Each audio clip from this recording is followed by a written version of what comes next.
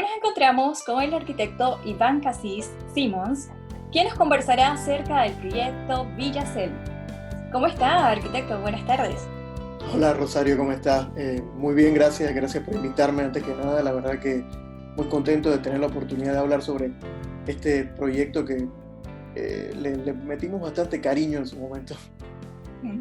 A ver, vamos a conocerte un poco más, Iván, y nos puedes conversar acerca de cuáles eran las influencias y gustos cuando estabas cursando la universidad. ¿Nos podrías mencionar algunos arquitectos panameños que admirabas y por qué? Bueno, a mí cuando empecé la facultad, o sea, debido a la edad que tengo en esa época, viste que fue antes de la época en que existiera Arch Daily y todas estas páginas que nos influencian tanto ahora. A mí me gustaba mucho la arquitectura de Estados Unidos, que era lo que más teníamos acceso. Me gustaba, por un lado, cosas bastante contrastantes. Me gustaba la arquitectura de Morphosis, y también me gustaba, por otro lado, la simplicidad que tenía Tadao Ando en sus proyectos, que tiene Tadao Ando en sus proyectos. El tema es que, viste que hay que buscar siempre como una especie de balance, porque este tipo de arquitectura no siempre es apropiada para nuestra situación en Panamá. Así que siempre andaba como buscando esto, y obviamente en la facultad también me voy influenciado, además de mi papá, también con el profesor Edwin Brown. Aprendí mucho de Edwin Brown cuando fui alumno de él en la universidad. Perfecto. Desde el estilo arquitectónico de Casís Arquitectos, en sus orígenes hasta la fecha, ¿cómo ha influenciado la incorporación de nuevas corrientes por parte de todos ustedes? Ustedes son tres hermanos, está su papá. ¿Cómo es esa integración de diferentes corrientes, diferentes ideas? Sí, fue algo bien interesante, y que en realidad no fue algo que lo planeamos tanto, porque nosotros, cada uno de mis dos hermanos y yo, decidimos ir a estudiar, a especializarnos en distintos lugares. Eh, yo fui el primero de los tres que se fue, y yo fui a estudiar a Buenos Aires, Argentina, y llegué con una ideología, algo me tocó mucho la simplicidad de la arquitectura en Argentina. Eh, Son a veces cosas que no son tan puntuales, pero el simple hecho de que en Panamá uno está acostumbrado a pensar siempre en todos los ángulos de vista, porque las casas tienen, digamos, retiros en todas las direcciones. En cambio, uno va a una de estas metrópolis en las que prácticamente edificios o casas que tienen una sola fachada hacia la calle y están adosados en ambos lados. O sea, me hizo pensar mucho en esa manera de ver la arquitectura. Pero, volviendo a tu pregunta, fue como una buena mezcla, porque yo, estudiando en Argentina, traje algunas cosas. Gonzalo estuvo en Estados Unidos y Juan José en España. Cada uno tenía estas ideas, y nosotros siempre mantuvimos la comunicación cuando estábamos afuera, y como que nos intercambiamos ideas de qué es lo que estás haciendo tú en tu respectivo lugar.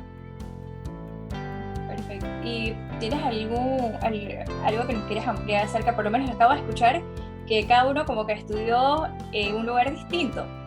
En tu caso, pues, más que nada arquitectura latinoamericana. ¿Tienes alguna influencia que hayas traído, como quien dice allá, en conceptos, en diseño, ideas?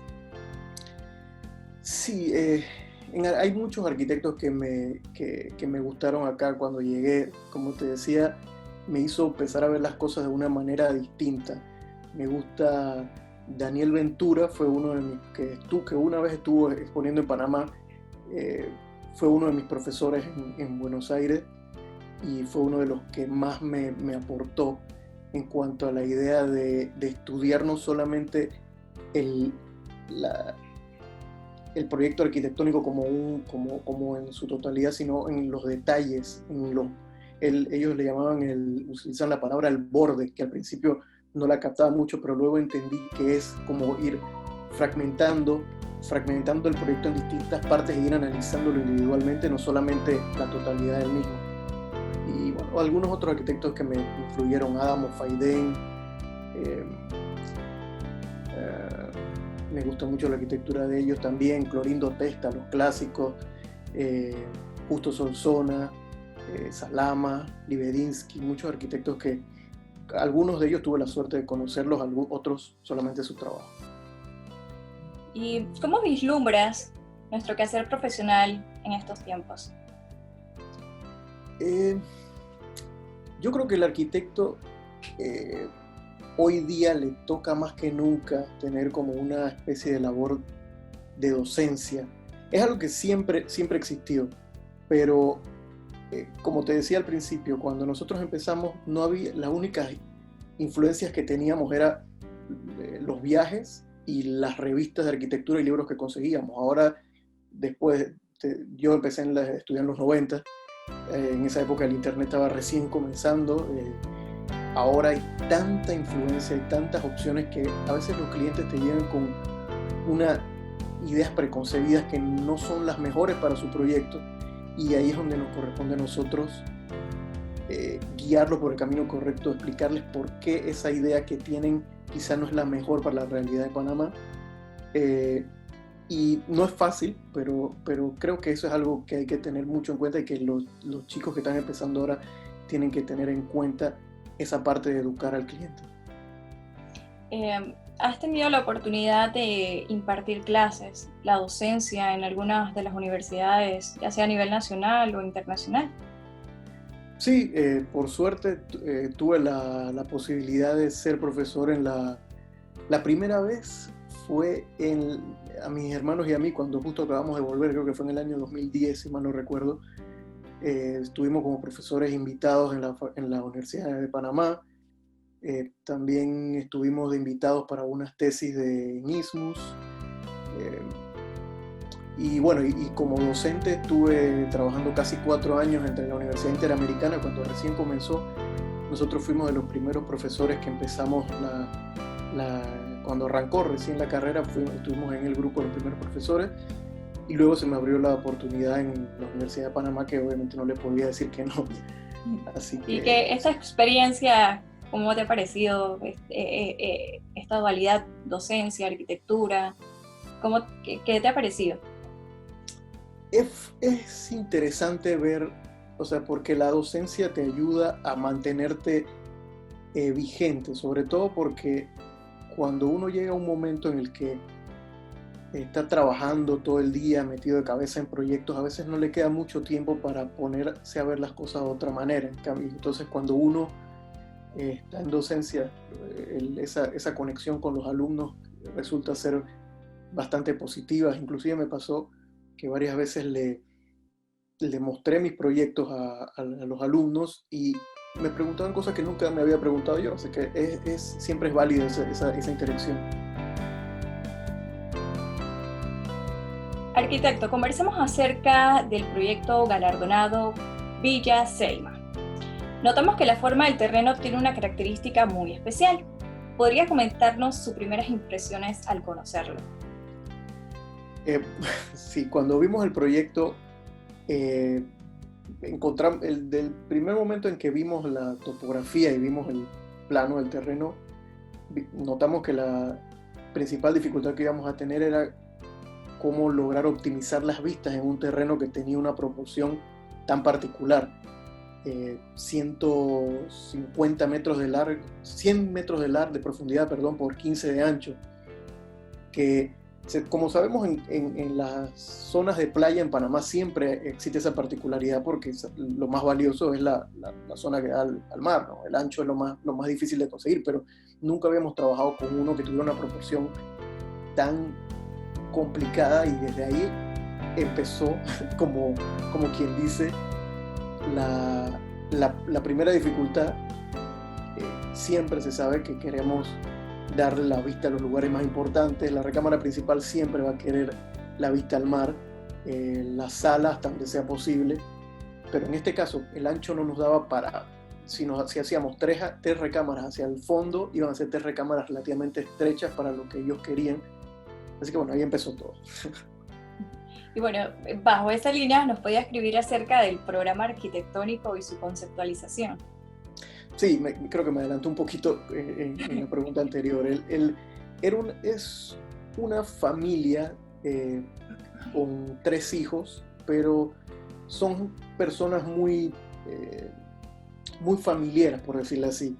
Son personas que les gusta, a pesar de que tienen hijos grandes, les gusta la idea de pensar de que sus hijos el día de mañana van a compartir esta casa, que es una casa de playa, obviamente. Entonces, nos pidieron inicialmente 6 habitaciones, cada una con sus respectivos baños, las áreas que se piden normalmente de una casa, como siempre: sala, comedor, cocina, cuarto de empleada, lavandería lo más grande posible. La casa, como se hace mucho en Coronado para casas de este nivel, se hace una casa de cuidador donde está la persona, donde vive la persona que le da mantenimiento a la casa cuando los dueños no la están ocupando. Y bueno, y lo que tiene fuera de lo convencional esta casa es que, como decía al principio, el dueño quería pensar en que sus hijos pudieran y sus nietos pudieran utilizar la casa, pero no quería hacerlo todo en la primera etapa. Entonces, él nos dijo que qué tal si repetíamos la segunda planta 2 veces, el lugar donde están las habitaciones lo hacíamos 2 veces, y nosotros lo que le propusimos fue, o sea, a futuro, lo que le propusimos fue que hiciéramos, que lo construyera todo el cascarón en la primera etapa y luego a futuro podía ocuparla si las necesitaba, porque obviamente que sus necesidades pueden cambiar de un día para otro. ¿Y cómo se logró el balance entonces entre la proporción de los espacios y estas limitaciones existentes? Bueno, el balance, en planta baja le dimos todo el ancho posible a la sala. Se dejó una luz prácticamente de 10 metros de ancho abierta. De los 15 metros que tiene el terreno, dejamos 10 abiertos hacia el área social, hacia la piscina, hacia el mar. Y el tema de las habitaciones, como decía al principio, debido a los tamaños de las habitaciones que ellos querían, no nos alcanzaba para hacer 3 o 4 habitaciones mirando en esos 15 metros. Ellos querían habitaciones grandes, así que terminamos haciendo solamente 2, la principal y otra habitación que miraba hacia atrás. Así que esa parte le correspondía a ellos asignar cuál de los hijos era el que iba a salir ganando con esa habitación que tenía vista al mar. Y eso yo le dije: cuando tomen esa decisión yo no quiero estar presente. Me imagino, súper importante decisión. Y vemos que en su diseño, o sea, existen todos estos espacios libres que nos comentas, libres de columnas y generando estos espacios bastante amplios. ¿Esto fue un requerimiento del proyecto o un concepto propuesto por ustedes? Nosotros tratamos de las habitaciones siempre darles esta proporción rectangular, siempre con la ventilación hacia el lado menos ancho. Es como algo que siempre tratamos de hacer hasta dentro de lo posible. Y en esta casa yo traté de hacer lo mismo. Son 6 habitaciones en esta planta bastante alargada, 2 hacia el frente, 2 hacia atrás, y las otras 2 restantes las decidimos orientar hacia un lado y del otro lado colocar la circulación vertical.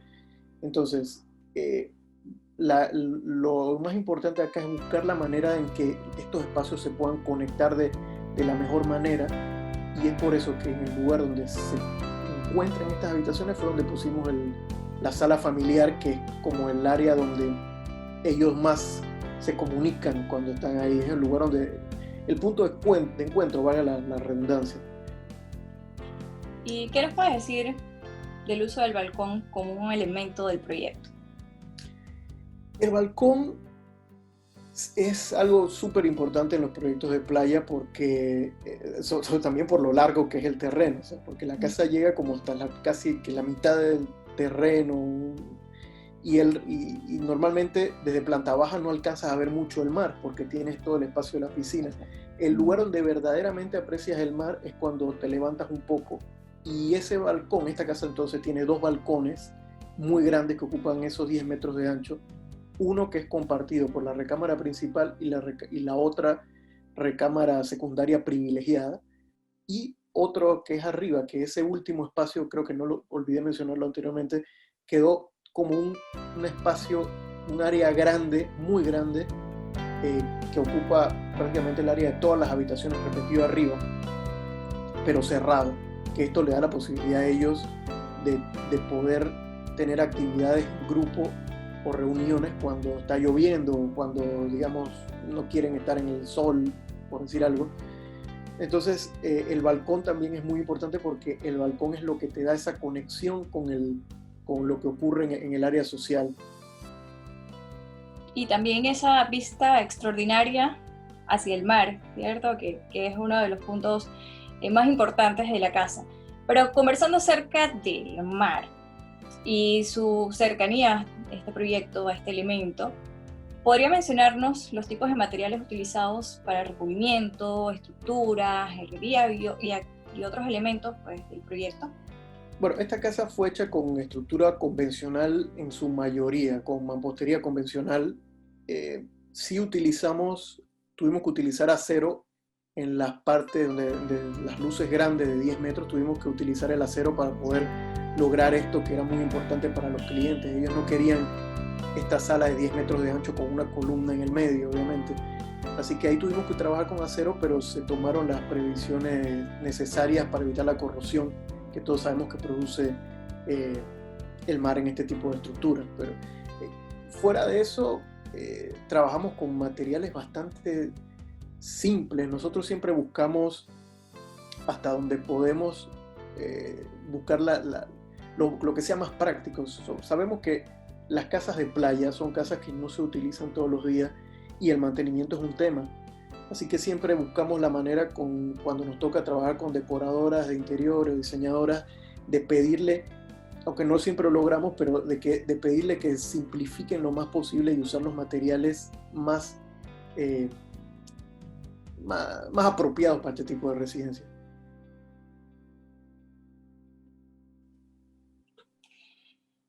En la etapa final de la construcción, entendemos que surge la posibilidad de comprar un lote adyacente al proyecto. ¿Esto generó algún cambio, algunas mejoras? Sí, más que todo, cuando esto ocurrió, ya la casa estaba bastante avanzada. Obviamente que si esto hubiera ocurrido al principio, hubiera cambiado de alguna forma la manera en que planteamos la casa, al no tener esa restricción. Pero lo bueno de esto es que nos permitió hacer algunas cosas que no teníamos pensado al principio. El tema de los estacionamientos siempre fue algo que nos preocupaba un poco porque había el espacio para los estacionamientos de quienes ocupen la casa, pero cuando hay visitas no había tanto espacio. Entonces esto nos permitió mejorar esa situación, y también que uno de los hijos de los propietarios, el hijo menor, es fanático del baloncesto, igual que yo, y siempre dijo desde el primer día que él quería una cancha de básquet, y la cancha de básquet definitivamente que no entraba por ningún lado. Y al final salió ganando porque le pusieron su cancha de básquet especial ahí para él, así que él es uno de los más contentos de todos con esta casa y con esta ampliación que se dio. Bueno, muchísimas gracias, arquitecto, por concedernos esta entrevista. De parte del Colegio de Arquitectos le queremos agradecer, y pues sus últimas palabras. Bueno, muchas gracias, Rosario, a ti y como siempre al colegio, que nos ha apoyado mucho a nosotros, a Cassis Arquitectos, a mi papá, a mis hermanos y a mí. Nos han dado esta oportunidad de participar, y que este concurso es importante porque esto ayuda a que mejore la competencia sana entre los arquitectos, y que esto ayuda a que los chicos nuevos, los que están comenzando, se motiven a querer que algún día sus proyectos reciban este tipo de reconocimiento.